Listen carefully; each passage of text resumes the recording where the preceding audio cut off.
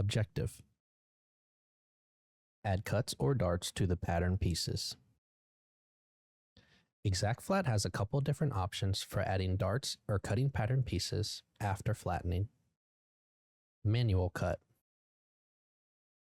The manual cut tool is ideal for pieces that previously were flattened as separate pieces, but then were joined together with the delete cut tool.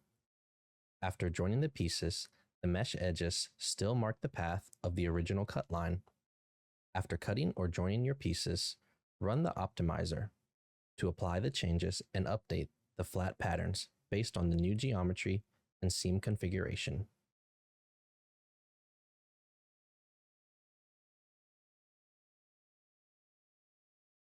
Cutting curve. Cuts a pattern piece from a selected curve. Make sure the curve fit tolerance is set to 1 before cutting.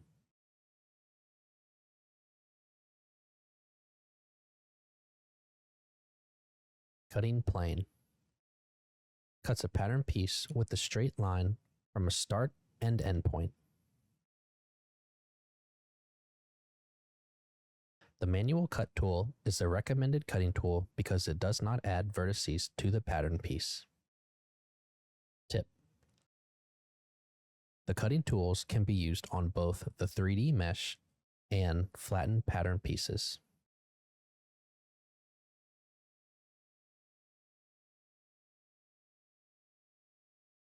Important: after cutting a pattern piece, run the optimizer on the cut pieces again. Key result: cuts or darts in the pattern pieces are added where necessary.